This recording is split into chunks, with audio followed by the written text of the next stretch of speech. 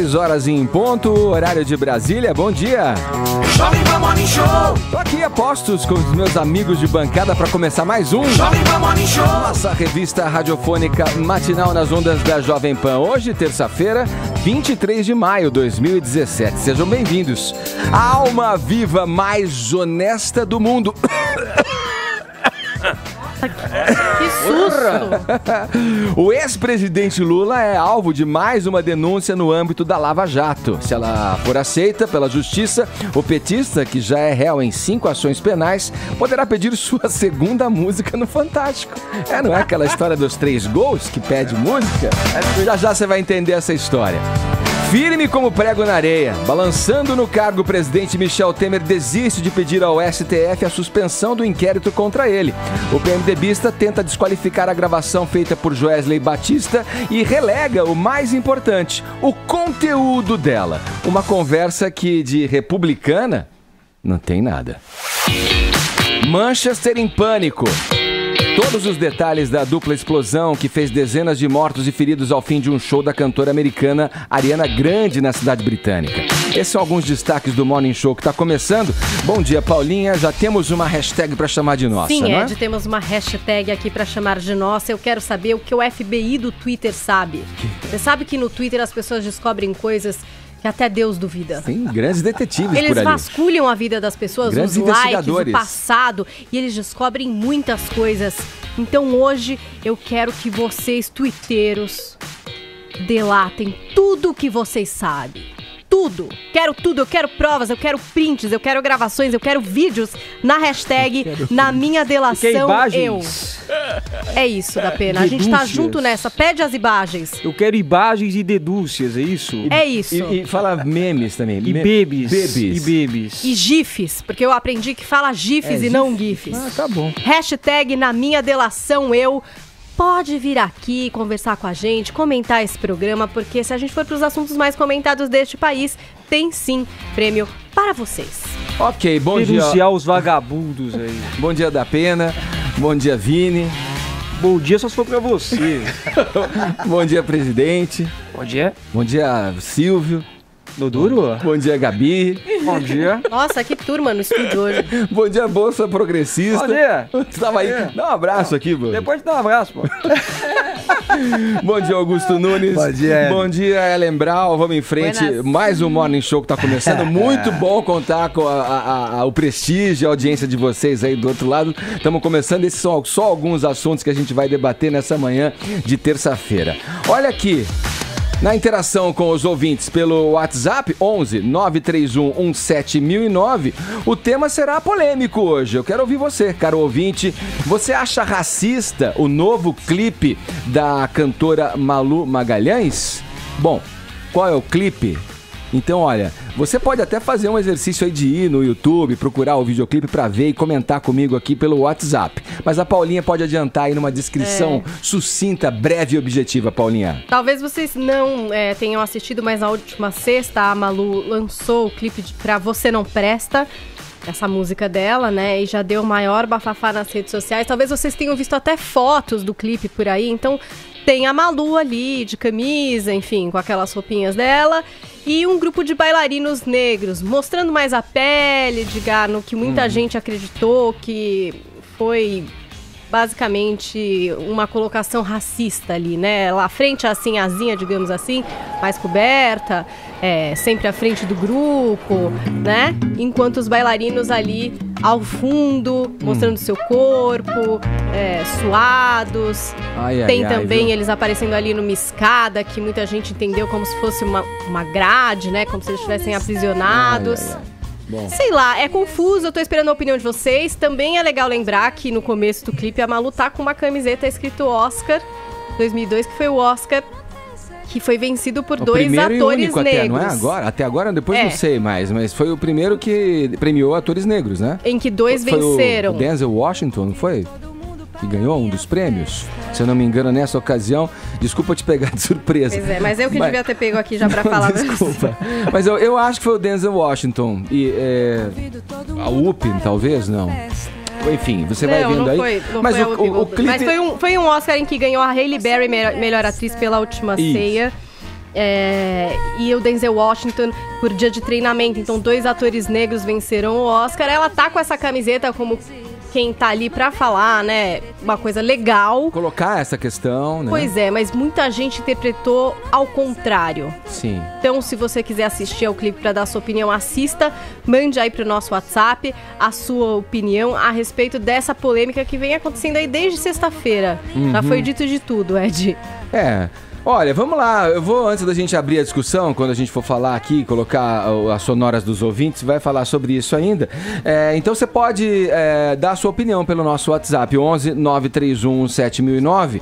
Vai lá no YouTube, no Vevo, dá uma sacada, o clipe Você Não Presta, da Malu Magalhães, vai compor o novo álbum dela chamado Vem, a ser lançado ainda. Dê a sua opinião, a gente quer colocar na roda essa questão sobre o racismo, pelo qual está sendo acusada a cantora Malu Magalhães. Então vai lá, 11 931 7009, entre os participantes tem sempre a camiseta do Morning Show. Pode curtir a nossa página no Facebook, vai lá, JP Morning Show, inscreva-se no nosso canal no YouTube, além de ouvir o que a gente fala aqui pelo rádio, você pode ver também tudo o que acontece nesse cubo multicolorido do Morning Show. Vai lá, inscreva-se, o endereço é fácil, youtube.com/Morning Show JP. No mais, convido você, querido ouvinte, a permanecer a próxima hora e meia colado com a gente aqui na Jovem Pan. Vamos abrir o noticiário indo diretamente à Inglaterra. Ontem, uma de suas principais cidades, estou me referindo a Manchester, foi alvo de uma dupla explosão que deixou dezenas de mortos e feridos. Isso aconteceu ao fim de um show da cantora pop americana Ariana Grande. Ulisses Neto, muito bom dia. O que as autoridades britânicas já sabem sobre essa explosão? Oi, Edgar, bom dia para todo mundo que acompanha o Morning Show. Aqui na Inglaterra, todo mundo bem consternado, né, com o que aconteceu em Manchester, que você disse, é uma das cidades mais importantes do Reino Unido. Foi o pior ataque desde 2005, quando o metrô de Londres foi alvo de uma ação da Al-Qaeda. E o que as autoridades sabem, por enquanto, é o seguinte, que o ataque foi realizado por um homem apenas, ou melhor dizendo, por um homem que não se sabe ainda se estava sozinho ou não. A primeira-ministra Theresa May fez um pronunciamento hoje cedo, dizendo que eles já sabem a identidade, já conhecem a identidade desse terrorista, mas que não vão revelar para o público ainda, porque as investigações estão ocorrendo. Não se sabe se foi apenas um homem ou se ele tinha mais outro apoio de outros terroristas trabalhando com ele. Uma prisão foi feita agora há pouco no sul de Manchester, mas também não está claro quem foi preso, qual é a relação desse suspeito com o que ocorreu ontem. E a rede terrorista do Estado Islâmico, né, assumiu a autoria do atentado nesta manhã, usando os canais deles de comunicação que são chamados de oficiais, né, disseram que a operação foi realizada por um de seus integrantes, mas tudo isso ainda está sendo averiguado. O governo começou a divulgar hoje também, agora há pouco, algumas identidades das vítimas, e como o show era da Ariana Grande, né, que é uma cantora muito famosa entre os adolescentes, o público era bem jovem desse show. Então, as vítimas são, na maioria, né, crianças, meninas bem jovens mesmo. Uma das vítimas identificadas até agora é uma criança de 8 anos, uma menina de apenas 8 anos. Existem outras vítimas pouco mais velhas, mas sempre nessa faixa de adolescentes, e segundo a BBC, muitas crianças ainda estão internadas, no total de 59 vítimas, quase 2 dezenas, quase 20 vítimas são crianças, são pré-adolescentes que ainda estão recebendo atendimento médico. As filhas do treinador espanhol Pep Guardiola, a esposa dele e uma das filhas dele estavam lá nesse show também, porque Manchester é muito famosa pelo futebol da cidade, né? O Manchester City, o Manchester United. O Pep Guardiola é treinador do Manchester City, essa informação, que a família dele também estava por lá.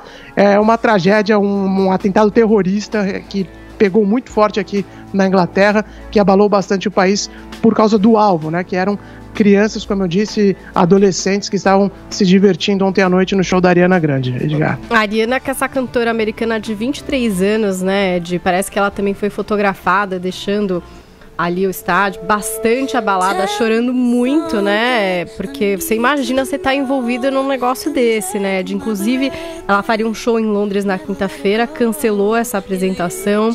E essa programação ali na Europa também ficou comprometida. Não se sabe se a gente vai ter o show da Bélgica, Polônia, Alemanha e Suíça, que eram os próximos dessa turnê Dangerous Woman Tour, que era a turnê que a Ariana Grande estava fazendo. E aí muitos artistas também, Edgar, usaram aí as redes sociais para dar um abraço virtual, digamos assim, na ARI, que eles chamam, né? Os que são mais íntimos da cantora. Então a gente teve diversas manifestações. A própria Ariana Grande fez um post dizendo: arrasada, do fundo do meu coração eu sinto muito, muito, não tenho palavras. O empresário dela também se manifestou. Enfim, e muitos artistas mesmo, como a Lena Dunham, por exemplo, que é autora da série Girls, feminista. Ela disse o seguinte: você trabalha promovendo o amor e a aceitação. Esses atos não te representam, não representam os seus fãs. Enfim, Demi Lovato postou foto, Miley Cyrus, que fez uma apresentação com a Ariana Grande, lembra, Edgar? Muito legal. Sim. Elas de pijama ali, num jardim, foi muito, muito legal. Também mandou a sua mensagem. Christina Aguilera, Jennifer Lopez, Harry Styles, enfim, todos os artistas bastante preocupados, né, Ed? Porque o que acontece? O show de uma artista que nem politizada era, não tem nada a ver, aí acontece um negócio desse com criança, né? É um negócio bastante preocupante que compromete outras apresentações, quer dizer, Sim. Tem outros shows agendados. Ulisses, a polícia vai se preocupar mais com isso, porque parece que então agora também é alvo. Acho que em Londres já foi cancelada a apresentação, né, Ulisses? Dela sim. Ela suspendeu a turnê mundial logo que esse atentado ocorreu, né? Eram mais de 20 mil pessoas lá na Manchester Arena, que aqui para os padrões da Europa é um show grande, né? E havia essa agenda aqui para Londres também, que já foi suspensa. Para a Bélgica, que é outro país que sofre muito com o terrorismo, também está em dúvida, como a Paulinha falou. E aqui é bem esse tom que vocês citaram, que da consternação do público britânico por causa do alvo, né? A primeira-ministra chegou a dizer o seguinte, né? Que é difícil de entender a mente de alguém que vê um espaço lotado de crianças como uma oportunidade para a carnificina. Esses eventos na Inglaterra sempre são muito bem policiados, sempre tem muitas restrições para entrar nesse tipo de evento. Por exemplo, você não consegue levar... É quase o mesmo nível de segurança de entrar num aeroporto, né? Que você não pode levar líquido na mala... metal, essas coisas. Aqui existe esse controle grande também, mas o ataque foi no foyer, ou seja, numa área de entrada da casa de espetáculos, uma área que fazia uma ligação até que direta para a estação de trem. Então não dá para controlar tudo, essa que é a questão, né? Não tem como controlar tudo. Hoje em Londres, o policiamento foi reforçado, principalmente nas estações de metrô, nos aeroportos, o que eles sempre fazem quando acontece um episódio como esse, mas é uma medida paliativa, né? Só para os olhos, só para a gente sentir um pouquinho mais seguro num dia como esse, porque na prática tá claro que não tem como prever o que vai acontecer. No Bataclan, por exemplo, o ataque que foi diferente, né? Foi com armamento, e foi dentro da casa de espetáculos. Agora foi fora, na entrada ali, né? Então o padrão ele mostra que não tem muito como policiar. Alguém assumiu a autoria? Eu ia perguntar até se... Porque o relato que se tem é de um homem-bomba, mas ele se detonou, grupo, né? Ou era uma bomba colocada no local? O que a polícia disse aqui é que o Estado Islâmico reconheceu, reivindicou, melhor dizendo, a autoria do atentado. A informação inicial é de que uma bomba foi detonada e que o terrorista morreu nessa explosão. Sim, entendi. Essa é a informação que a gente tem até agora. E que a identidade dele já foi descoberta pela polícia, mas que essa informação ainda não foi divulgada. Os grandes beneficiários desse tipo de atentado são os Trumps da vida. Porque eu quero ver agora, ele vai justificar o discurso dele, assim, quero ver uma manifestação em Londres da comunidade islâmica contra o terrorismo. Porque não é tão difícil combater, seria menos complicado combater o terrorismo se você tivesse a ajuda da comunidade islâmica, de uma comunidade islâmica que denunciasse a presença de terroristas, que não é possível que eles se movimentem assim, tão silenciosamente e com tanta habilidade que ninguém percebe mesmo sendo islâmica. Precisa chegar na nossa sala de estar, né, Augusto? Porque eu fico pensando, e é uma guerra ali dos extremos mesmo, como você colocou, mas eu fico pensando, a gente tá no meio, né? A gente se sensibiliza com isso, obviamente, um ato atroz, uma coisa, né, um horror, improvável, tal. Mas né? a gente também se Inexplicável. sensibiliza quando a gente vê as jovens sendo presas, cooptadas pelo Boko Haram, quando os africanos matam as crianças que estão também totalmente em situação vulnerável. Claro, mas esses grupos terroristas, a primeira-ministra da Inglaterra está procurando pelo em ovo, porque não vai encontrar alguma lógica na mente terrorista. O terrorista, ele vive para aterrorizar. Como é que você vai entender uma cabeça assim? Não, mas o problema eu acho que é um pouquinho mais difícil, Augusto, hoje em dia, porque assim, se a gente vê, por exemplo, o caso lá do Borussia Dortmund, pode ser, me corrige, Vinícius, quando foi do atentado ao ônibus, né? Sim, foi Borussia Dortmund contra o Mônaco. Né? Era um nativo, né? Eu tô dizendo, desde que seja provado que foi o Estado Islâmico. Não, mas aí é que tá, o problema, a gente não identificou, o governo já identificou, mas não divulgou ainda quem é que os últimos atos que a gente tem visto não é um terrorista como a gente imagina, um terrorista islâmico que convive com a comunidade islâmica. A identificação está mais difícil por isso. É um cidadão que nasceu na Alemanha, na Bélgica, na França. E que agia normalmente com a sua comunidade, que convivia normalmente com a sua comunidade e que de repente comete um ato de Mas esse é o silêncio. Agora, que pelo menos uma manifestação de protesto dos islâmicos. Isso é muito mais difícil, né? E aí fica impossível mesmo, é o que o Ulisses está falando. É impossível fazer a Vamos lá. Ulisses, obrigado pelas tuas informações, viu? Bom trabalho para você em Londres. Valeu, Edgar. Bom dia a todos. Até mais. Ulisses Neto conversando com a gente diretamente de Londres. O assunto agora vai para onde? Política. Vamos falar de política. Temendo uma derrota, o presidente Michel Temer desistiu de pedir no Supremo Tribunal Federal a suspensão do inquérito contra ele. Em outra frente, porém, contratou o perito Ricardo Molina, que desancou o trabalho da Procuradoria-Geral da República. Molina disse que o áudio da conversa entre Temer e Joesley Batista, da JBS, é imprestável e não serve como prova. E afirmou que a PGR é ingênua e incompetente ao utilizar a conversa no pedido de investigação contra o presidente da República. Zé Maria Trindade, se Michel Temer vai cair, ainda não se sabe, embora já se apostem nisso, né? Mas o certo é que ele vai cair atirando, né, meu amigo? Bom dia. Esta é a nova postura do presidente Michel Temer. Olha, muito bom dia, Edgar, bom dia a todos daí na mesa. Olha, Edgar, a história é a seguinte: o presidente Michel Temer montou duas centrais aqui de defesa. Uma jurídica, muito forte também, e outra política, com a participação do presidente da Câmara, o deputado Rodrigo Maia. Na área jurídica, o presidente tem se aconselhado ali de especialistas no Supremo Tribunal Federal e também na área política, está transitando ali. Ontem, todas as indicações do presidente Michel Temer foi de que a área jurídica tem sim uma interligação ali com a área política. Ele entendeu que se amanhã o Supremo reunisse o plenário para discutir o pedido de inquérito contra ele e confirmasse o inquérito, era desesperador politicamente. Isso porque o PSDB e o DEM estariam contra o presidente Michel Temer, investigado oficialmente e confirmado pelo plenário. Daí a situação de retirar do Supremo Tribunal Federal o pedido de suspensão do inquérito e atacar agora, tendo como alvo aí uma história nova que é a situação dos delatores batistas, os donos da JBS.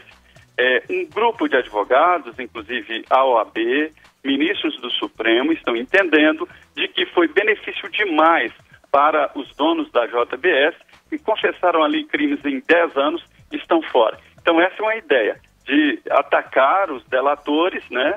E aí, juridicamente, se defender também com a possibilidade aí de incongruências naquela gravação que complicou e muito o presidente Michel Temer. Ontem, Edgar, a assessoria do presidente diz que ele não foi derrotado na última reunião, naquela de domingo, em que transformou um jantar no encontro de ministros e líderes, né? E para mostrar também essa força política, o presidente se encontrou ontem à noite com líderes e políticos na casa do presidente da Câmara. Michel Temer, Edgar, não tem aquela desvantagem que Dilma teve, porque ela tinha um vice-presidente articulando ali, né? Sim. E neste caso, não. O presidente Rodrigo Maia não gosta nem de brincadeira falar sobre a ida dele para o Palácio do Planalto. A estratégia da defesa do presidente fica clara aí, né? Uma derrota já nesse primeiro capítulo aí enfraqueceria já mais ainda uma defesa que é frágil, né? Ao olhar e a análise de juristas, enfim. Agora, quando o assunto é a conversa com o Joesley Batista, o Michel Temer tenta a todo custo jogar a luz sobre a forma em detrimento do conteúdo. Ou seja, a estratégia é desqualificar a gravação enquanto se relega a último plano o conteúdo, né, dessa gravação. E o que foi dito ali numa residência oficial no Palácio do Jaburu. Augusto, até onde se pode levar essa linha de defesa, hein? Essa linha de defesa leva ao caminho de volta à planície, né? Vai acabar saindo do Planalto mesmo, porque tem o seguinte, a contratação por um acusado de determinados advogados já é uma confissão de culpa. Pode prender. Se você me acusar de alguma coisa e eu contratar, por exemplo, aquele Cristiano Zanin, advogado do Lula, pode prender porque eu sou culpado. Porque ele vai estar lá para mentir e me libertar. Impedir que eu seja preso, condenado, etc. Está direcionando esse pensamento para o perito, no caso, também? Para o perito também. O perito, Ricardo Molina, ele próprio diz assim, não existe verdade absoluta. Existe sim a verdade factual, que é o contrário da mentira. Ponto. Isso aqui é uma bancada, é uma mesa, né? Não é um relógio. Por exemplo, o Zanin também diz que ele tem que jogar dúvida, né, entre quem vai julgar, porque aí não é possível condenar e tal. Ou seja, o Zanin, o perito, Molina. Esse Molina, ele defende a pessoa que o contrata. E faz o que for necessário, como fez no caso do PC Farias, como fez no caso da bolinha de papel que ele transformou num objeto pesado. José Serra, na campanha. Ele faz qualquer negócio. O Temer, ao fazer isso, ele está mostrando que ele precisa de especialistas na absolvição de culpados. Porque juntar o advogado que ele contratou, tá? Conhecemos. Faz qualquer negócio. Se contrata, eu tento te absolver. Não é o primeiro juiz do caso, como recomendava o Sobral Pinto. Ele faz qualquer negócio para te tirar da cadeia. O perito também. Então, esse perito, olha, mais uma contratação dessas e o Temer vai dispensar acusadores. Curioso, você boa, Augusto. Eu fiquei lembrando do depoimento do Ricardo Molina ontem, e isso que você está falando, na verdade, faz todo sentido, porque ele parte também, ele sai das alegações técnicas ali e parte para uma desqualificação política, inclusive, né? Exatamente. Criticando os procuradores, a Procuradoria-Geral, o áudio em si, o equipamento. O equipamento é ruim mesmo. O áudio tem edição, não tem edição. Ele coloca que às vezes ali pode ter uma edição feita pela mão humana ou pela uma deficiência do aparelho. Mas e daí? O contexto da conversa tá ali, claro. Se você apresentar 1 minuto da conversa, já serve como prova, porque aquilo é um encontro entre um marginal, um delinquente, um ladrão corrupto com o presidente da República, e ele pede a substituição de gente honesta no governo. O Temer tá fazendo igual uma vez em que minha mulher me pegou com outra mulher no motel, olhei pra minha mulher e falei, o que você tá fazendo aqui? Não é nada do que você tá pensando. Exatamente, ele fica bravo. Ô Zé, depois que ele disse pra a Folha de São Paulo, uma entrevista. Ele era acusado de alguma coisa? E a entrevista também, nesse caso, não entra como uma prova, não entra como dentro do processo todo? É evidente, né? Evidente. Me parece. Ô, Trindade... Não me lembrava. Ele também, ninguém se lembra de nada. Ninguém se lembra de nada. Quando o Temer, o presidente, desiste do pedido de suspensão aí, de inquérito no Supremo Tribunal Federal, ele deixa claro que agora é centrar fogo, então, mais na questão política do que no judiciário, né? Na tua visão aí, quais seriam os próximos passos nesse processo aí contra o presidente Temer? Pois é, olha, o resumo dessa conversa aí é a chamada defesa jurídica, né? Quando não se tem argumentos para combater o conteúdo, aí vai pelos detalhes jurídicos, né? E tenta inviabilizar a prova, quer dizer, a prova é real, existe, mas não pode ser considerada no processo. É a chamada defesa jurídica, que busca ali falhas nos meandros jurídicos. O presidente Michel Temer está querendo retardar na área jurídica e dominar ali a área política. Nós temos dois fatores aqui muito importantes para acontecer nos próximos dias. Um é o senhor da República agora, que é o Rocha Loures. Ele, se disser que está em voo solo, que recebeu dinheiro para ele e assumir tudo, é uma situação. Se ele disser que estava amando do presidente Michel Temer, a coisa muda de figura. E olha, ele entregou a mala com os R$500 mil à Polícia Federal. Uma demonstração clara de que está tentando colaborar com medo exatamente da prisão que foi pedida, confirmada, né, pelo Procurador-Geral, pedindo para que o assunto fosse ao plenário. Está temendo a prisão. Então, uma colaboração dele será muito importante.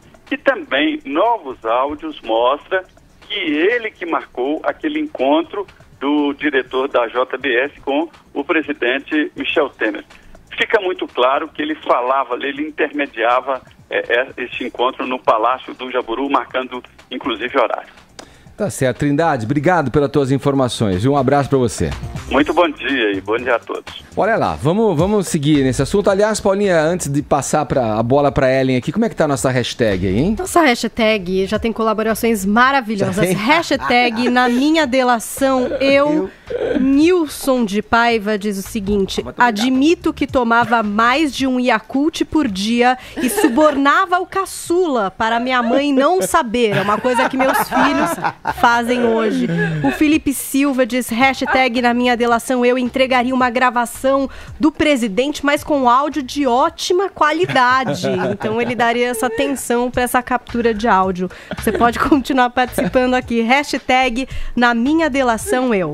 Ô Ellen, vamos tentar explicar essa história da mala aí, contendo os R$500 mil, mala, com o sujeito, né, que sumiu com o sujeito de boa índole. O Rodrigo Rocha Loures, deputado Rodrigo Rocha Loures. Imagina se tivesse má índole. Bom, eu ouvi, acharam a mala, não acharam a mala. Bom, agora tem a mala, Ellen. É isso? Bom, vamos lá. O Brasil quer saber onde tá essa mala. O Brasil quer saber, essa mala de R$500 mil já facilitava muita coisa. Quanto carnê dava para pagar? Mas o que aconteceu com essa mala, gente? Ela foi entregue ao Rodrigo Rocha Loures, né, como uma forma de pagamento para que o Rodrigo intercedesse junto ao CAD lá a liberação de uma das termoelétricas da JBS. A JBS queria colocar em funcionamento essa termoelétrica dela, de Eldorado, e essa termoelétrica, eu inclusive até, foi uma das partes da delação do Joesley que eu decupei, que ele contava assim, um diálogo muito peculiar dele com o Rodrigo, que ele dizia assim, não, eu fui dizendo para ele assim, ó, essa termoelétrica aí, se ela funcionar, ela pode dar um lucro aí de 1 milhão a 3 milhões por dia. E eu fui dizendo isso para ele ter uma ideia de quanto que podia dar ali render para ele, né? Render para ele. Então eles acertaram ali R$500 mil por mês durante 20 anos. É uma quantia considerável ali, né? E foi entregue para ele numa pizzaria aqui em São Paulo. Bom, essa mala, diferentemente da mala do Frederico Medeiros, do primo do Aécio, que tinha um chip, essa não tinha o chip. A polícia só filmou ele saindo. Então, ela não tinha um rastreador. Como não tinha um rastreador, essa mala ficou desaparecida. Não sabiam onde tinha. Quando a polícia fez uma busca e apreensão na semana passada, não encontrou a mala. E onde foram parar os 500 mil? Acharam a mala, então? Sumiu. Sem dinheiro, claro. Não acharam. Não tinha achado. Ai, caramba. Na noite passada, a Globo News cravou que tinham achado a mala. Mas a Polícia Federal, até agora pela manhã, não confirmava. Aí o Fausto Macedo, que é um dos grandes, maiores jornalistas que nós temos no país, trabalha para o jornal Estado de São Paulo, e que, sem sombra de dúvidas, quando a gente fala de Justiça Federal, Polícia Federal, é quem mais sabe de tudo, mais manja de tudo, é o cara. Agora pela manhã diz, sim, o Rodrigo Rocha Loures entregou a mala com R$500 mil à Polícia Federal. Está com a Polícia Federal, não se sabe dizer se foi ele diretamente ou se ele mandou o intermediário entregar, mas a mala está lá com a Polícia Federal, apareceram os 500 mil reais.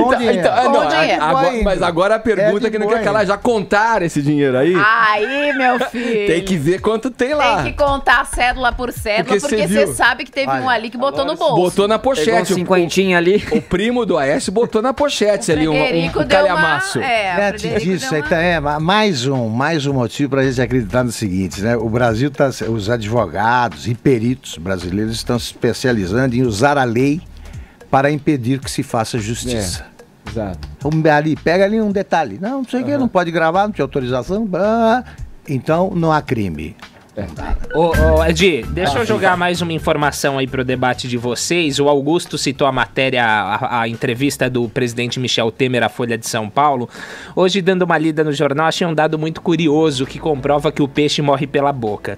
Seguinte, a Folha publicou essa entrevista com Temer. Em dado momento, ele diz o seguinte: quando Joesley Batista tentou muitas vezes falar comigo, achei que fosse por questão da Operação Carne Fraca. Exato. Aí vem a agência Lupa, faz a pesquisa dela e diz o seguinte: a Operação Carne Fraca, realizada pela PF para investigar um suposto esquema de corrupção na fiscalização de carnes pelo país, foi deflagrada em 17 de março deste ano.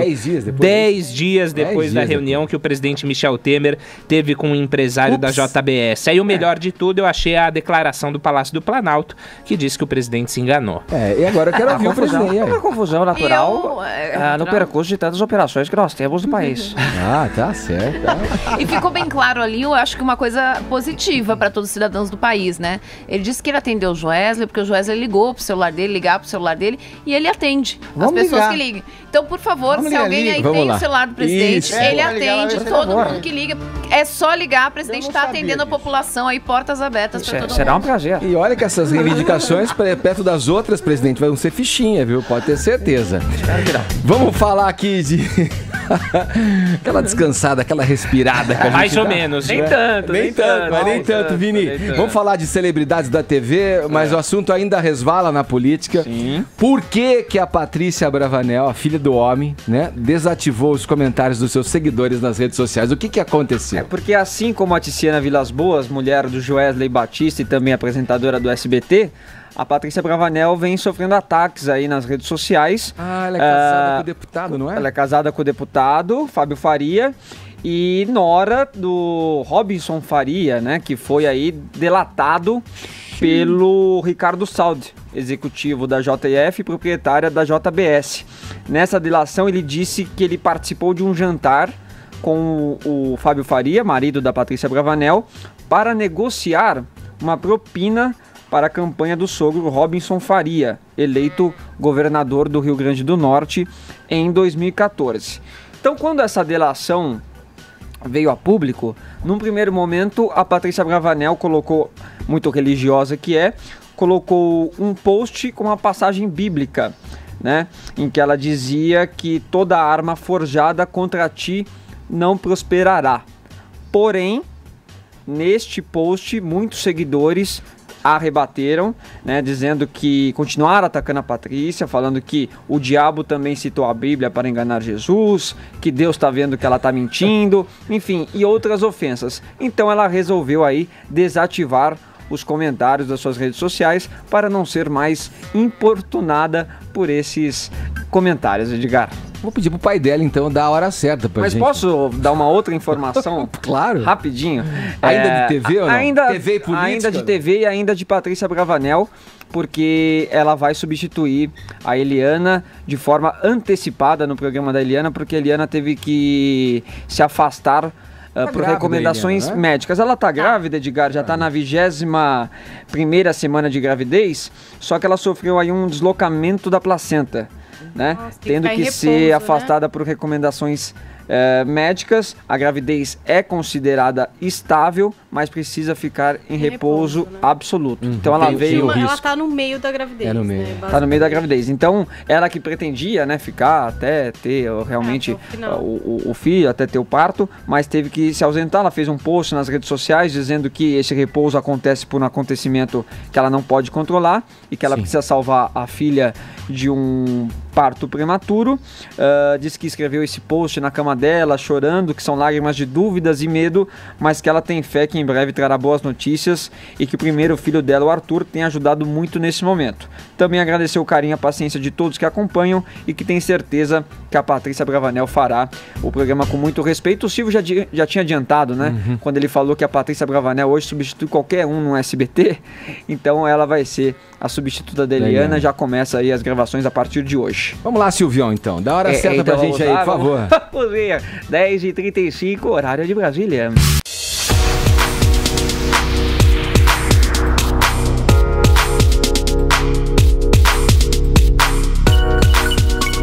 Segundo a Organização Mundial da Saúde, hoje existem cerca de 4 bilhões de pessoas vivendo em área de risco. Estima-se cerca de 390 milhões de infecções e 500 mil de pessoas hospitalizadas em estado grave por ano globalmente. Só no Brasil foram reportados mais de 3 milhões de casos e 1.600 mortes nos últimos 2 anos.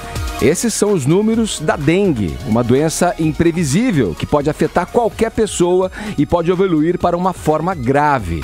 A prevenção é muito importante. Consulte seu médico sobre suas novas formas de proteção. Apoio Sanofi Pasteur. Vamos em frente com o Morning Show, já temos a hashtag para você interagir com a nossa hashtag pelo Twitter. Paulinha, rapidamente, qual é a de hoje? A Jovem Pan está com 2 assuntos mais comentados no Twitter essa manhã. Olha aí, 2. Jornal da Manhã, Olha hashtag Jornal da Manhã e hashtag na minha delação eu. O pessoal continua opinando. A Ellen, por exemplo, diz: negociaria ir para a Tailândia, porque Nova York está muito over, né? Muito over. O Marcelo diz: ganhei muito dinheiro pro lanche da escola, passando cola para a turma na sala de aula. Continue participando aqui. Hashtag na minha delação eu. Bom, olha aqui, a trilha já vai rolando. Acabamos de receber a notícia, o ator Roger Moore faleceu, Paulinha. O James Bond. 007. 89 anos, faleceu nessa terça-feira na Suíça. 89. E não temos muitas informações a respeito, viu, Ed? A família postou no Twitter dizendo que está devastada. O ator estava lutando aí contra um câncer, mas são poucas, por enquanto, as informações a respeito da morte de Roger Moore. Ele que estreou em 73 na pele do 007. Na pele do 007, né? Já tinha feito alguns papéis antes, mas foi o papel que consagrou ele, Edgar. Ele substituiu o Sean Connery, o que não deve ter sido fácil, porque o Sean Connery era um 007 irônico, jovem, que as pessoas gostavam muito, mas o Sean Connery, um pouco insatisfeito, que saía aí do papel de 007. Ele saiu, chegou a ser substituído por um outro ator que não agradou muito o pessoal, e aí colocaram o Roger Moore. O Roger Moore já era mais velho que o Sean Connery, tinha 45 anos quando começou a fazer o 007, foi considerado um 007 muito bonzinho, digamos assim, mas foi ele quem fez o maior número de filmes como o espião, né? Então acabou se consagrando e ficando marcado aí por esse trabalho. E agora faleceu. Era Sir já, né? Sir Roger Moore. Roger Moore. Olha, salvo algum engano aqui, Augusto, talvez, vocês possam me corrigir. O Roger Moore, ele tinha participado de uma série na televisão chamada... Não, e não tinha também o Rei dos Ladrões, que aqui no Brasil tinha o nome O Rei dos Ladrões? Era western. Então não era de detetive, era meio policial, assim, Paulinha. Porque a estreia dele foi num seriado western que chamava Maverick, na década de 60. Aliás, que ele entrou pra substituir o James Garner. Acho que foi aí que eles descobriram que ele seria talvez um bom substituto. Ouvintes, me ajudem. Eu desconfio que ele tenha participado de uma série também da televisão dos anos 70 também, começo dos 70, acho que final dos 60, chamado O Rei dos Ladrões. E uma coisa curiosa é que ele começou a atuar, olha que engraçado, ele era amigo da Audrey Hepburn. Eles trabalharam juntos na Unicef e tal, e aí ele fez uma pontinha numa versão inglesa de César e Cleópatra. E aí o co-diretor dessa produção achou que ele era bom, que ele era um bom talento e tal. E esse cara, que é o Brian Desmond Hurst, ele pagou os estudos do Roger Moore na Royal Academy of Dramatic Arts. E foi assim que ele se transformou em ator. E aí fez a estreia em 007 Viva e Deixe Morrer como 007. Ficou muito tempo aí, acho que são 7 filmes Aí. na pele do 007. Nossa, Agora a gente registro também aqui vai da esperar morte. para saber o que aconteceu, tá? Sim, Não tem muitos ok. detalhes, é isso, sofria de um câncer e faleceu na Suíça e a gente ainda não sabe detalhes a respeito disso, a família tá bastante chateada com tudo. E também os fãs, né, com certeza. O registro da morte do ator Roger Moore, que viveu aí e foi consagrado pelo papel, né, do agente 007. Bom, olha, as pessoas que não gostam do Donald Trump, que jamais, por exemplo, dariam a mão pro Donald Trump, agora ganharam um novo aliado. Aliás, uma aliada aí de peso, essa aliada, hein, Ellen? Por que motivos a primeira-dama, a Melania Trump, levou os críticos do presidente à loucura? Relata pra gente. A internet parou aí com o meme da primeira-dama. Eles estavam descendo na viagem oficial a Israel, estavam descendo do avião presidencial em Tel Aviv. E aí o presidente, educadamente, quem está nos acompanhando no YouTube está acompanhando esse momento, ele estende a mão para dar a mão à esposa dele. E ela, educadamente, dá o quê? Petecada. Um tapinha, uma peteca na mão do presidente. Tipo, tira essa mão pra lá. Ela, ao invés de segurar a mão do marido, dá um tapa e tira a mão dele e segue andando separadamente do presidente Donald Trump. Ou seja, parece que o clima do casamento Se apronta não em casa, está... meu. Esse fez alguma coisa grave. Alguma coisa aconteceu ali dentro do Air Force One. Ali. Não estava muito legal a viagem, o clima da viagem. Tipo, sai fora. Ele tá essa viagem, né, gente? É a primeira viagem dele ali pra fazer as tratativas. E ontem a gente falou. Parece que ela, muito influenciada pelo marido, quer construir um muro entre eles. Não, e ele não consegue a paz nem em casa. Aí tá tentando no Oriente Médio. Né? Essa era a parte que eu ia dizer que ele tava lá, tentando construir uma paz ali, né? Fazer um diálogo Se ali. fica a mulher primeiro, mano. Mas pelo jeito a coisa tá ruim, deu ruim assim. Aí isso acabou virando meme, obviamente, na internet. Os tuiteiros não perdoaram, fizeram todo tipo de piada, né? Disseram, olha, ninguém aguenta o Trump, nem a própria mulher dele consegue aguentar Donald Trump por muito tempo. Acabou a lua de mel ali do casal presidencial. Você vê que um ato ínfimo desse, um pequenininho, desse tamaninho, gera flagra sensacional. Um flagra sensacional, dá tanto a entender, né? Ou pelo menos, no mínimo, aguça a nossa imaginação. E ela né? foi discreta, mínimo, né? Ela discretamente dá ela foi aquela fina. peteca. Ela foi fina, deu uma petecadinha lá, deu uma mãozinha, pum, sai fora, mané. Vamos conversar melhor. Exatamente. Vamos lá. O Procurador-Geral da República, Rodrigo Janot, recorreu da decisão do ministro Edson Fachin e pediu a ele que reconsidere o pedido de prisão do senador Aécio Neves e do deputado Rodrigo Rocha Loures, ambos afastados de seus cargos. Segundo Janot, as gravações ambientais e os grampos telefônicos decorrentes da delação da JBS demonstram que os dois vêm adotando reiteradamente estratégias de obstruir as investigações da Lava Jato.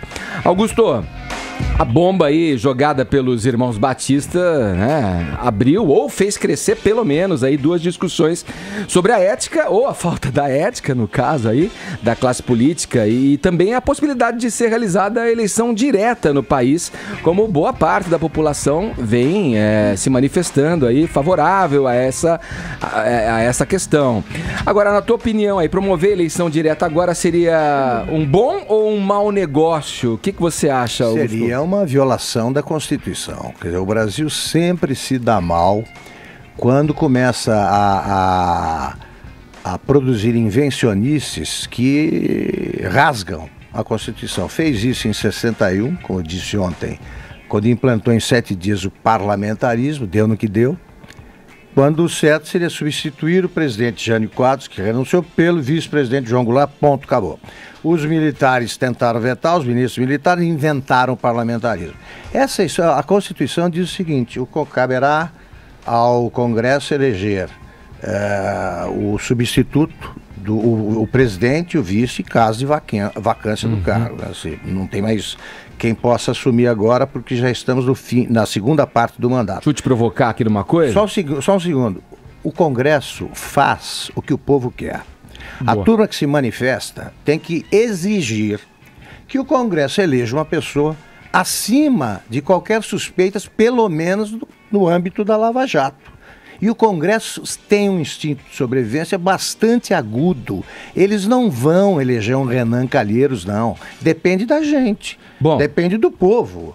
Eles vão eleger um presidente tampão, porque o calendário eleitoral no regime presidencialista é sagrado, é cláusula pétrea. Não, a eleição é em 2018. Tá. Até lá, pega alguém que conduza o país calmamente, vá tocando essas reformas, vá tentando aprovar, se perder, perdeu. Então, e em 2018, o povo escolhe alguém que tenha tempo para apresentação de programas. Nós precisamos, no momento, de um cara confiável. Perfeito, perfeito. A provocação que eu te faço é a seguinte: existe um mecanismo legal para se chegar no processo de uma eleição direta, não tem? Você tem lá, você pode, é uma PEC. Você né? muda a Constituição. Você muda projeto a Constituição. De emenda constitucional. Projeto de emenda constitucional, então é um mecanismo legal. Mas é aquele truque do Sim, momento. Tudo bem, mas o momento mostra que nomes não surgem.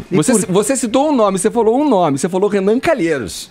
Veja só. Não, Frei, o Congresso não terá coragem de eleger um Renan Calheiros que nem será candidato. Mas quando você... Então, Estou dando exemplo. Exato. Porque há 3, 4 anos ele teria chance. Sim. Numa eleição. Agora, veja bem, se não temos nomes para a eleição indireta, por que teremos para as diretas? Não, mas porque eu vejo muitas pessoas argumentando também nesse sentido e colocando o nome do Lula. E como ele sendo um nome que já ele tá acabado, Lula. Ele não vai vencer. Se vencer, nesse se momento ele tá tão seria forte... mas por que não se candidata na eleição indireta? Mas no calor de toda essa digamos, essa rejeição ao nome dele também, eu acho que não é garantia que ele se eleja, não. Eu, particularmente, acho isso. Agora tem uma outra questão também que vocês colocaram que eu acho importante, que não é só em relação ao possível enfraquecimento do Lula frente à grande rejeição que ele tem nesse momento de eleição direta no país. Mas, primeiro, a questão legal. É possível que haja. Se houver uma vontade ali, não sei de quem, talvez do presidente da Câmara dos Deputados, ele pode abrir um mecanismo que dê chance a ter uma eleição direta nesse momento. Veja bem. Isso é possível. É possível sempre. Como foi possível implantar o parlamentarismo. O que eu digo é o seguinte, você vai ter que mexer em vários outros detalhes que não são irrelevantes. Por exemplo, tem que se esquecer então o prazo de desincompatibilização. Você faz uma eleição direta agora, não dá tempo. Você tem que ficar 7 meses afastado de um determinado cargo. Então não pode. Alguns candidatos já não teriam chance. Fala-se da Carmen Lúcia. Carmen Lúcia não é afiliada, da eleição, não poderia, no Congresso, qualquer um pode, desde que seja afiliado a um partido. Sim, ok. Falado, explicado. Vamos lá. Então, Augusto, ainda com você. Você acha que... Você já falou um pouco sobre isso aí, né? A gente já tocou nessa questão, mas é importante frisar também que fora essa questão do Lula aí, né? Você já se colocou dizendo que talvez o PT não se daria bem ou quem seria o favorecido, no caso ao contrário, né? O presidente Lula numa eleição direta agora, no teu olhar. Mas é que tem uma ala do partido também que acha que o presidente Temer ficando ali, né, sangrando, como se disse também, né, a oposição quando a Dilma era presidenta e tal, sangrando ali é uma maneira, né, de desgastar o Temer até o final do mandato dele, fortalecendo ainda mais aí o nome do Lula, no mínimo, tirando o foco de toda essa investigação sobre corrupção da figura dele. O que você pensa a esse respeito? Não há como. O Lula tá cada vez mais enrolado e numa campanha ele será atacado como nunca. Ele vai passar, repito, vai passar a campanha inteira se defendendo, porque quem é o Lula para dizer alguma coisa do Temer? Compara os prontuários, e ter prontuário já iguala. Começa por aí. Agora, se você quiser medir prontuário, não tenha dúvida de que o Lula vai ganhar e com larga vantagem. Então é o seguinte, a votação atribuída ao Lula nas pesquisas é a votação histórica dos petistas irrecuperáveis. Não tem jeito, eles acreditam. Agora, na campanha, como é que ele vai reduzir a taxa de rejeição? Provando que é inocente? O Lula Temer é o dono do triplex do Guarujá, pô, é o dono do sítio de Atibaia. Qualquer bebê de colo sabe isso, e os deputados, os seguidores fingem que não. Por quê? Porque se não houver o Lula em campanha, não tem ninguém. O PT está tão despovoado de candidatos com chance que falam no Haddad, que acabou de ser surrado na cidade que ele governou por 4 anos. Não conseguiu se reeleger, perdeu no primeiro dia. É presidenciável, então é um deserto de candidatos. E isso é o problema, então eles querem o Lula. Augusto, no caso dos pedidos de impeachment aí, já são 9, né, Edgar? Provavelmente o Rodrigo Maia não acate esses pedidos, né? Também com a rejeição do Temer aí em não querer renunciar. Aquela eleição do processo de cassação da chapa ganha força? Ganha.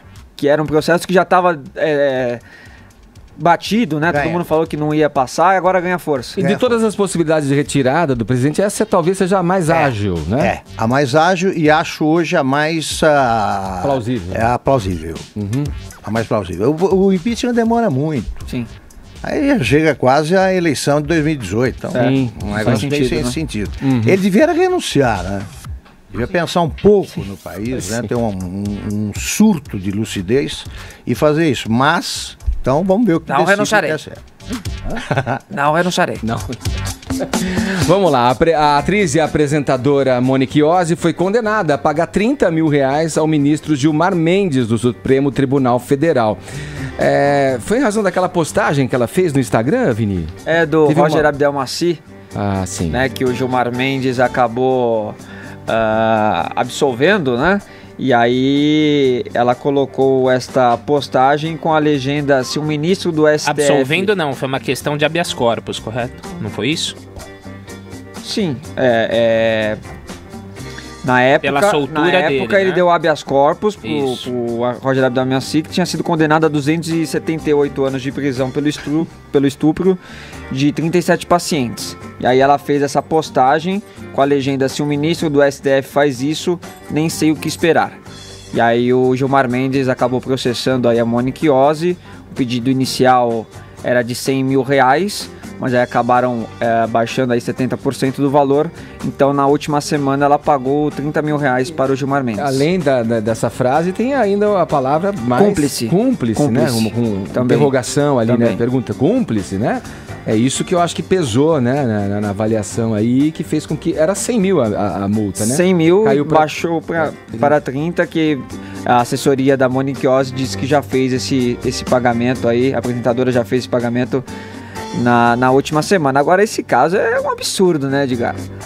Por mais alto cargo que o... Não, os dois, né? Os dois. O habeas corpus que ele concedeu e também esse processo contra a Monique Ozzi, que é um caso claro de censura aí. Aliás, a imprensa tem sido um pouco generosa, né? Ou se não muito generosa com o ministro Gilmar Mendes, porque ele aparece aí nessa história da JBS, está nessa delação em mal pra burro, né?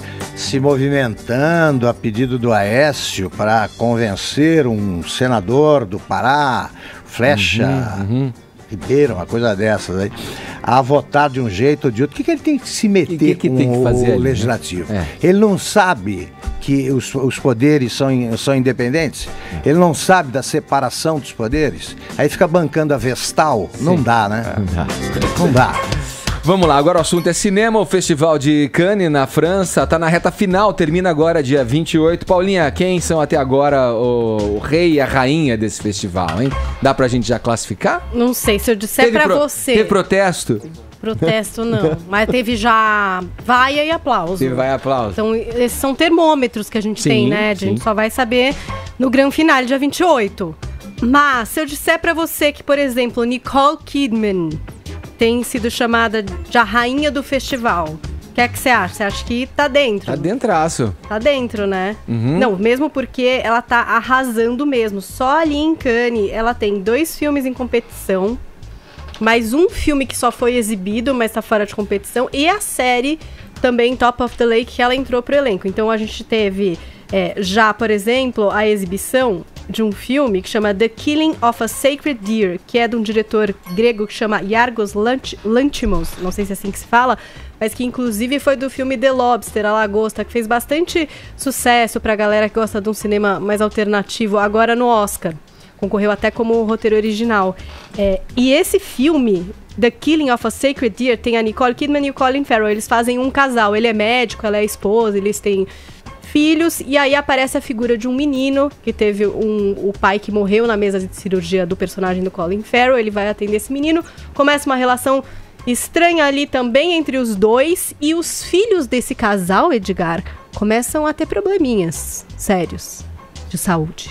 Meio uma coisa, um suspense, um terror. Eu não vou dar spoiler aqui, senão da pena já entra em cana e tudo mais falando francês. Caramba. Mas a questão é que o filme... assim, eles vão somatizando. Tá bom, vai. Não sei, parece que vai dar ruim, entendeu? Mas a questão é a seguinte, o filme foi vaiado. Esse filme foi vaiado, mas, por exemplo, a Nicole foi elogiada. Ela tá muito bem no filme, ela salvou. Até quem falou mal do filme falou que ela tá bom. Tá bem, ela tá bem. E ela faz um outro filme com o Colin Farrell também em Cannes, que é o novo da Sofia Coppola, O Estranho que Nós Amamos. E esse aí a gente ainda não tem os comentários, porque ainda não foi exibido. Agora, a gente teve ela no tapete vermelho de How to Talk at Girls at a Party. É muito nome, né? Muito chato. Não vou ficar falando nome nenhum aqui pra vocês. Que tava lá no Paralelo. Aí ela vai no tapete vermelho, todo mundo acha ela maravilhosa, acha ela chique. E ela é mesmo. Tem gente que pega no pé com a história de botox, de plástica. São ignorantes, aquelas loucas. Eu acho que ela tá sempre muito bem. E nessa série Top of the Lake, que tem até a primeira temporada pra assistir na Netflix, quem ficar interessado, ela vai entrar pra segunda temporada e ela tá transformada. Ela tá de cabelo branco, ela tá com o rosto como se tivesse zoado do sol, sadenta. Ela tá completamente transformada, assim. Também um papel bastante interessante. Quem pode atrapalhar isso? Quem pode? Uma atriz, que eu acho que o Edgar vai gostar dessa menina. É uma atriz italiana, nascida em Roma, chama Jasmine Trinca. Ela é a estrela do filme italiano Fortunata. Sim. Esse filme, fica de olho, tá no meu blog o trailer, assista. Ela faz uma cabeleireira que passa perrengues aí de dinheiro com o ex, pra, enfim, ter uma vida melhor, pra se dar bem na vida. Essa atriz aqui tá sendo considerada a musa. Então a gente vai ter essa batalha, a rainha e a musa. Nicole Kidman e Jasmine Trinca. Quem será que se dá bem agora? O rei, eu duvido que vocês acertem. Vai lá, fala logo que a gente tá com o tempo aqui já. Não vai dar tempo pro rei, hein? O rei é o Adam Sandler. E aí vocês vão achar que eu tô de piada, entendeu? Porque o Adam Sandler é dos atores mais gongados da história, com razão, porque tem muito filme ruim. Verdade. Tem alguns filmes ali que se salvam, são bem poucos, Quem tipo... que não tem filme ainda ruim, hein? Não, mas ele tem muito. Eu não vi nenhum bom ainda. Até o De Niro tem até... Os tem. críticos consideram que tem até um estilo de filme Adam Sandler e que é sempre ruim, entendeu? Só que ele tem uma parceria forte com a Netflix, tá lançando filmes pela Netflix. Até agora, filmes gongados, mas esse filme, The Marriage Stories, do Adam Sandler, foi exibido, foi aplaudido de pé, e a crítica tá tendo que se ajoelhar, se redimir e dizer: chegou o dia que a gente vai ter que falar que o Adam Sandler é um bom ator e ele pode até concorrer ao Oscar. Tem gente já projetando que esse projeto Netflix e Adam Sandler possa render a primeira indicação ao Oscar desse homem. Já fez produções maravilhosas como Clique, Tratamento de Choque, como se fosse a primeira vez. Tá bom. Tem que falar mais alguma coisa ou não? Só que o Zack Snyder justificou a saída dele da produção da Liga da Justiça, esse diretor importante. O Zack Snyder, que teve uma filha que se matou. Foi uma coisa bastante triste. As pessoas não entenderam direito porque ele se afastou e o motivo é esse. Desistiu da Liga da Justiça, tá fora, então talvez... Por um motivo mais do que justificável. Ele achou que poderia retomar, mas não vai conseguir. Vamos lá, dá pena, você que não ficou bravo com nenhum spoiler, dá a hora certa pra gente. Horário aí, 11h02, horário de Brasília. Jovem Pan Morning Show. Vamos em frente ao Morning Show dessa terça-feira. Olha aí, Paulinha. Chega mais. Fala, querido. Estamos nos TTs, nos assuntos mais comentados desse país. Boa! Muito bom, hein? É muita gente participando da hashtag Na Minha Delação Eu, como Karina Oliveira, que diz o seguinte: só forneço as informações mediante a muito chocolate e pizza, não necessariamente nessa ordem. Essa propina tá barata. Tem muita gente se vendendo por comida. Essa Tô bem propininha, chocada. putz. Isso é uma constatação que eu tenho aqui, é científica. Também tem o Felipe de Oliveira. Na minha delação, eu já fiz trabalhos por 3 coxinhas e 1 caçulinha. Uma caçulinha, não sei como é que fala. Guaraná com a Pois caçulinha. é. Então é 1 caçulinha. Realmente Que não ótimo. tem DNA da pobreza, Paula. pessoal- Não existe aí. Está se vendendo por comida, tá? Tá bom pra você, Edgar? Que milhões, que maleta. Não, é coxinha, caçulinha, entendeu? Qualquer coisa. Sim, sim.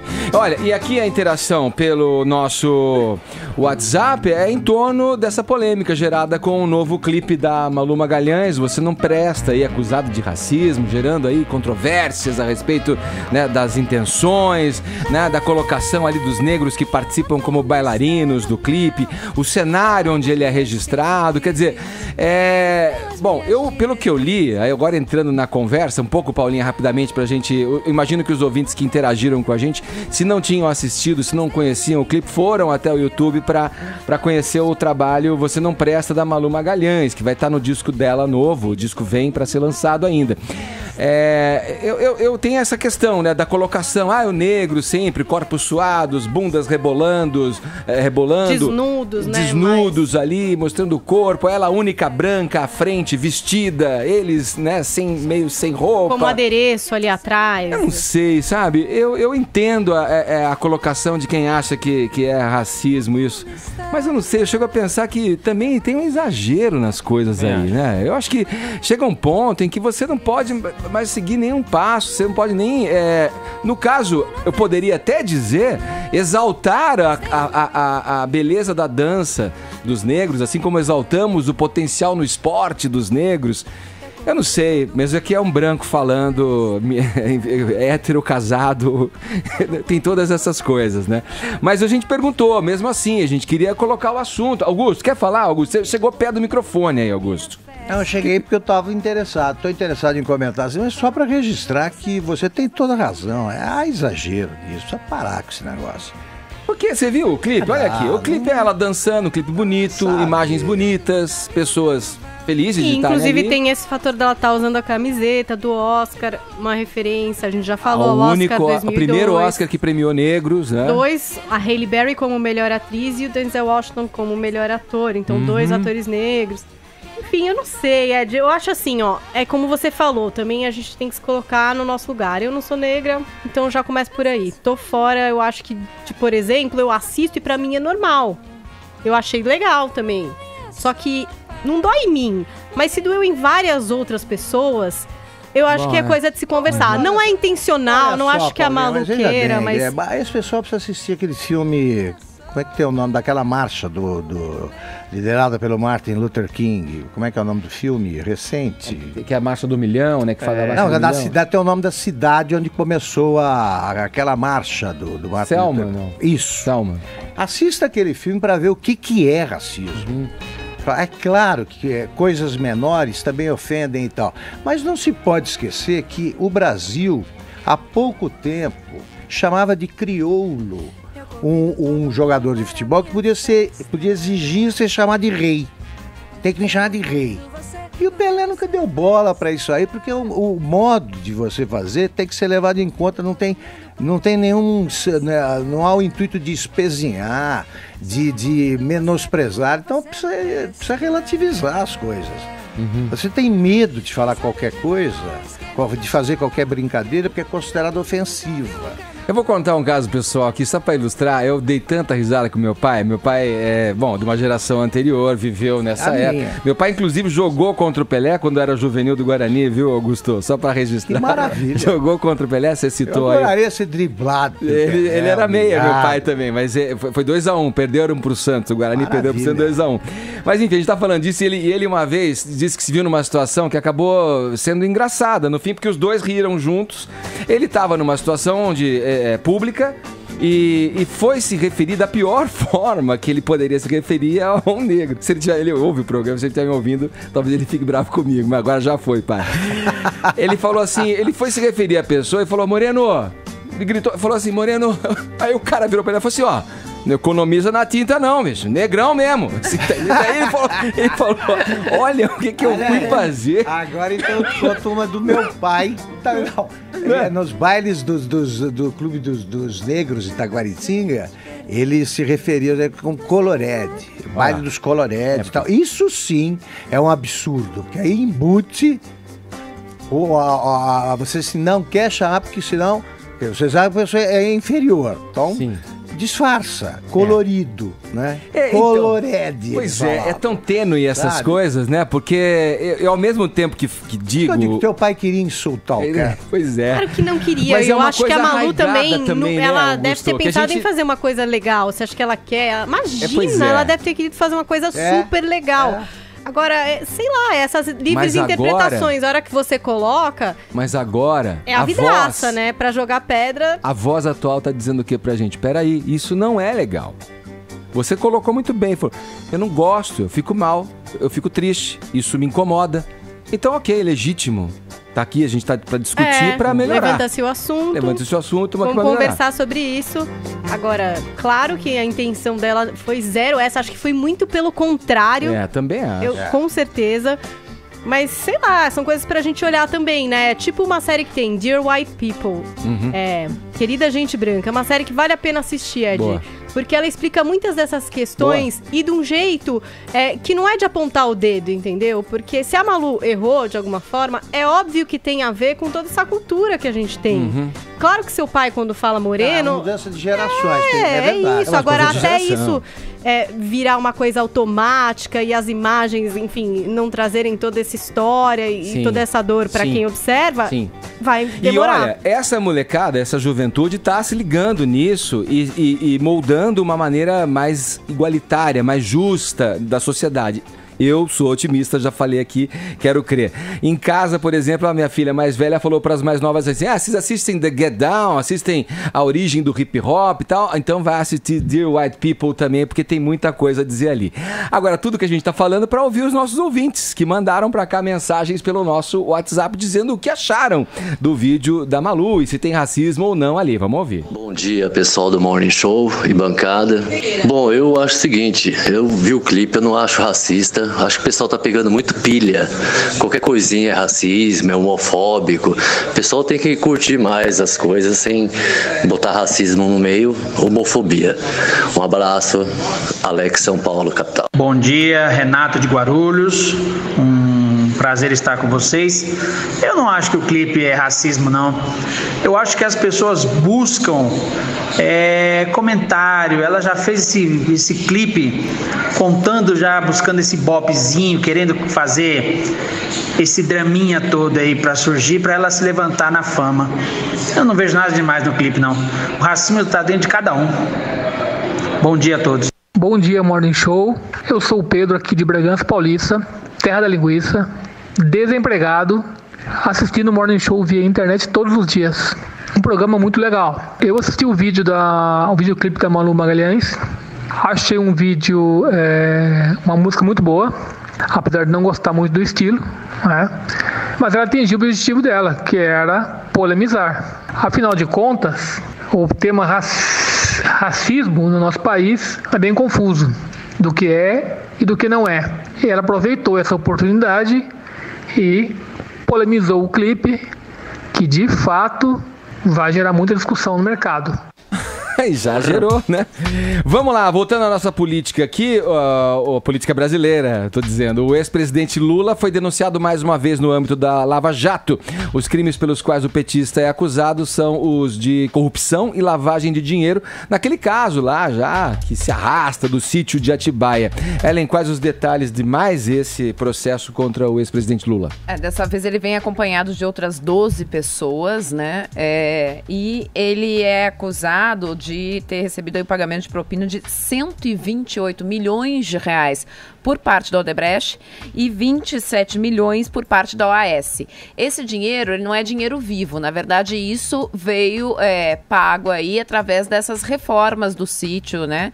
Que não era um sítio que estava no nome dele, estava no nome do Fernando Bittar, mas que os procuradores entendem era um sítio dele, que ele usufruía.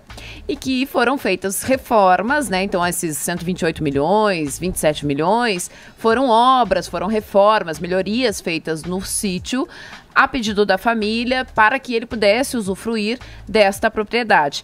Então a denúncia que é feita, você citou aí os crimes, elas foram feitas com base nisso, quer dizer, foram feitas com evidências, delações que disseram, olha, a dona Marisa pediu para fazer tal coisa, né? Os engenheiros da OAS, da Odebrecht disseram, um dia lá a Marisa numa festa de aniversário disse que tinha pressa para fazer essa reforma, que tinha que ser até o final do mandato, antes do final do mandato, a Lula queria que fizesse essa melhoria, e aí os procuradores foram juntando essas provas, estimaram o valor dessas melhorias que foram feitas no local, avaliaram tudo isso. E o que era a contrapartida? A contrapartida eram contratos que essas empresas, essas empreiteiras ganharam dentro da Petrobras, né? Em troca, elas ganharam contrato, em troca, elas mantiveram gente que era do interesse delas em cargos importantes, em cargos estratégicos dentro da petroleira, e aí, por isso, que houve essa denúncia dos procuradores, então, envolvendo o Lula no Ministério Público Federal, fizeram essa denúncia à Justiça Federal. Além do Lula, foi denunciado também nessa, mais uma vez, o Marcelo Odebrecht, o Bunlai, que ficou popularmente conhecido como amigão do Lula, né? Todo mundo chama ele como amigão do Lula, o Emílio Odebrecht, tem aí o Roberto Teixeira, o próprio Fernando Bittar, que é no nome dele que está o sítio, e a gente tem aí esses nomes mais conhecidos, alguns outros menos conhecidos, o Léo Pinheiro, tá aí junto. O Léo Pinheiro é um dos que ajuda a esclarecer, mas está aí junto também, denunciado pelo Ministério Público Federal. Ô Ellen, você deve se lembrar, Augusto, Vini, Paulinha, o Toquinho esteve aqui e lembrou de uma frase célebre do Vinícius, e dizia que o uísque era o cão engarrafado, né? Que era o melhor amigo do homem. Melhor frase ever. Sensacional. A pergunta e a alusão que eu faço aqui é uma adega de sei lá quantas centenas de garrafas levadas para um lugar que não é teu, já que o vinho também pode ser considerado o melhor amigo do homem, o cão engarrafado. Claro. E com a consciência que a gente tem, a ciência de que Lula gostava de dar umas talagadas, né? Eu queria ser amigo do dono desse sítio. Eu queria ser amigo dele, porque é uma coisa maravilhosa, né? Você vai ampliando o sítio. O Lula não gosta de coisas pequenas, né? Ele falou que o triplex lá era muito vagabundo, acanhado. Então deve, o dono... O Bittar é o único dono de sítio do mundo que tem a maior casa não frequentada pelo proprietário. Exato. Não tem a dúvida. E os áudios, né, captados dele falando. O MST descobre isso, hein? É sensacional, né, Guilherme? O cara que é denunciado e o advogado vem e fala essas coisas, né? Tem áudio do Bittar falando, olha aqui na adega do homem, não sei o que, tô aqui na suíte presidencial. Olha, eu fico imaginando, se ele acha que no apartamento não caberia a adega. Eu imagino o tamanho da adega. Agora ela tem de ser substituída rapidamente, né? Tem que ser uma troca... Tem que ser. Ali a rotatividade é muito grande das garrafas. Sim. Vamos na parte técnica, Augusto. A acusação, a defesa do presidente Lula diz que a acusação é frívola e que é uma tentativa aí, palavras da defesa do Lula, uma tentativa desesperada de justificar a sociedade a perseguição contra o ex-presidente. Fecha aspas aí. Quer comentar ou não? Numa palavra, ele gosta de chamar de ex-presidente, né? O cliente que provavelmente vai presidir o mundo carcerário daqui a algum tempo. Pelo menos por algumas semanas.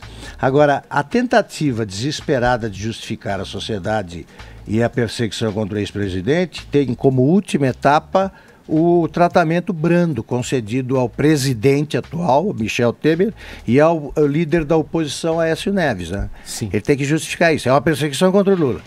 Aí eu vou e solta essas informações sobre o Aécio e o Temer. A Lava Jato já o caso da Lava Jato já não suporta mais essa conversa de perseguição. Então eles perseguem todo mundo. Sim. Vamos lá, vamos falar do quê? Futebol agora, hein? Será que a gente fala de futebol, Vini? Bora? É uma boa hora, né não? Sim. Olha a musiquinha, ó. Fui longe agora, hein? Aliás, daqui a pouco o Lula tá fazendo mais hat-trick que o Cristiano Ronaldo, né?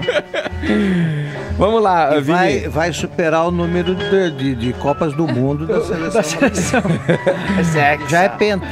Ô, Vini, o São Paulo bateu ontem o Avaí por 2-0, depois do jogo, em entrevista aí ao programa Bem Agora Amigos. O técnico Rogério Ceni soltou várias indiretas aí, né? Falou que a vida de técnico não é fácil, né? E aí? Não, sabe o que acontece? Primeiro que é constrangedor o que o Bem Amigos faz, né? Isso já aconteceu no ano passado. Todos os jogos às segundas-feiras, como o programa vai ao ar logo após o jogo, eles colocam ali os personagens do jogo, alguns personagens do jogo em uma cabine, né? 2 do time da casa e 1 do time visitante. Então isso acaba sendo um pouco até constrangedor, porque o cara que perde ficar ali do lado, né, dos 2 caras que acabaram de ganhar dele, é meio fora de mão. Mas enfim, ontem foi lá Rogério Ceni, Rodrigo Caio e Marquinhos. Aí Rogério Ceni e Rodrigo Caio, obviamente que os jornalistas que estavam ali no Bem Amigos quiseram perguntar sobre aquele episódio ainda do caso do Fair Play, da semifinal do Campeonato Paulista entre Corinthians e São Paulo, né? O Corinthians que ganhou aquela partida por 2-0 e o Rodrigo Caio teve aquela atitude de falar que tinha sido ele que tinha tocado no goleiro do São Paulo e não o Jô, e aí o Jô não levou amarelo, o Jô participou do próximo jogo, acabou fazendo gol no São Paulo, enfim. 30 dias depois, quase um mês depois deste caso, veio à tona que o Rogério Ceni no vestiário teria chutado um quadro, uma prancheta, e essa prancheta teria pego no Cícero, né? Então perguntaram sobre isso para o Rogério Ceni. Só que o Luiz Carlos Júnior, que é o apresentador do Bem Amigos, ontem substituindo o Galvão Bueno, fez toda uma introdução falando sobre o Rodrigo Caio, que agora está na seleção, que o Tite convocou ele pelo gesto de fair play, que isso é um exemplo nos tempos de hoje que nós estamos aqui no Brasil, passando por todos esses momentos de corrupção. E aí o Rogério não gostou muito dessa comparação e deu uma indireta aos jornalistas que pensam dessa forma. E talvez o Rodrigo e o Tite sejam pessoas melhores do que eu. Talvez seja isso. Mas dentro do calor do jogo, com o objetivo sempre da vitória. Agora, não confundam, por gentileza, hein? Eu só peço para que vocês não confundam um mundo, como você falou, Luiz Carlos, você falou de tanta corrupção, tanta gente aí que está sendo questionada politicamente. Não confundam um ato de um cartão amarelo, não cheguem a comparar, por gentileza, com a política. Seria injusto, tanto com ele quanto comigo. Eu cobro todos os jogadores e no dia do jogo eu falei para ele, eu perguntei se ele sabia que o Jô tinha 2 cartões. Mas é muito fácil falar de um treinador que tem 8 jogos na seleção brasileira com 8 vitórias, e eu acho que o Rodrigo Caio, me desculpa, se eu fosse treinador da seleção brasileira eu levaria ele para a seleção, mas pelo futebol que ele joga, não pela atitude de tomar um cartão, porque senão daqui a pouco cada um que acusar um cartão amarelo tem que ser convocado para a seleção brasileira. Mas talvez tanto o Rodrigo, que eu tenho uma admiração, um carinho muito grande por ele, quanto o Tite, que hoje é o melhor treinador do Brasil, considerado por muitos o melhor treinador do mundo, sejam pessoas melhor do que eu. Aí. E aí, hein? E aí? Tem ética maior, tem ética menor, a gente tem tamanho de olha ética. Olha só, não quero me elogiar, não. Mas eu joguei futebol muitos anos e nunca... vai, Augusto, vai. Peraí. Entrevistei na beirada do campo. Brincadeira. Joguei muito na Várzea aqui de São Paulo. Aplausos, é verdade. Belo time, digo o seguinte. Além de tudo, é jogador. Eu jogava numa posição que já mudou de nome, que era quarto zagueiro. Né? Jogava como central, como zagueiro pela esquerda. Eu nunca cometi uma falta. Nenhuma. É sua cara, é sua cara, Augusto. A falta é deliberada. Sim. A deliberada. Eu nunca dei um carrinho por trás, por exemplo, porque eu achava que eu podia ferir o cara. Não se pode pensar assim. Sensacional. Agora, isso não me torna melhor, não. Me torna diferente do que do Rogério Ceni. Diferente dele. E agradeço os aplausos aqui. O cara era quarto zagueiro. E não dava carrinho. Não dava carrinho por trás. Jogava bem, o Domingos da Guia não dava carrinho. Verdade. Igual a você, Augusto, eu também que tenho uma experiência aí dentro dos campos. Fui Começou a história de pescador. Ponta direita e alguns times de várzea lá em São Bernardo, né? Mas sei que o calor do jogo às vezes acaba provocando algumas situações. Claro, eu já briguei fisicamente, mas aí é outra história. Outra história, claro. É briga mesmo, não é jogada de futebol. E aí, mas o Rogério... ele dizia assim, eu democraticamente vou lhe dar uma bofetada. Não, eu já dividia bem. E ele admitiu a história do quadro, viu? Falou que realmente estava no momento de fúria, deu um chute no quadro, acabou resvalando no Cícero, mas que os dois estão bem, não tem problema nenhum. Só que a imprensa, e principalmente os canais de esportes fechados, que precisam preencher uma grade de 24 horas por dia, precisam falar sobre esses assuntos. Olha aí, ó. Essa foi a opinião do Rogério Ceni. Preciso girar o assunto agora. Posso ir em frente, Vini? Bora. Augusto ídolo. Paulinha, então vem comigo nessa, hein? Você deve estar perguntando por que eu tô tocando essa música dos Stones, né? Aí eu vou ler aqui a seguinte nota. O Beco do Batman, conhecido ponto turístico aqui de São Paulo, na Vila Madalena, pode estar com seus dias contados. É que o espaço recebeu a visita que costuma dar azar aí, hein? Dá azar? É. Para os outros. É uma sacanagemzinha nossa. Não é possível. Aí você pega a nota que eu falei, né? O som dos Stones rolando, o vocalista, Mick Jagger. Caramba, né? Mick Jagger tá no Brasil, não sei, é estranho. Porque desde a semana passada ele tá aqui. Pisou no Brasil? Pois é, ele veio pro aniversário do filho, fez 18 anos, andou circulando por aí, foi numa escola de música semana passada. Foi no aniversário do filho e agora foi no Beco do Batman. Vamos acompanhar o que vai acontecer com essas instituições. O Brasil mesmo teve um certo abalo. Ele não deu nenhuma faltinha. Eu fico imaginando a seguinte situação. Você tá ali na Vila Madalena, sossegado, numa mesa de amigos, tomando uma cerveja gelada, aí passa na calçada quem? Mick Jagger. Mick Jagger, já pensou? Nossa senhora. Senta aí, Mick. Tô bem louco, vou parar de beber agora. Vamos comer um torresmo aqui com a gente. Tá louco, vai engasgar. Será que tem alguma coisa a ver? Não sei, hein? Fica pra vocês, tô esperando aqui no Twitter. Ai, que bom, hein?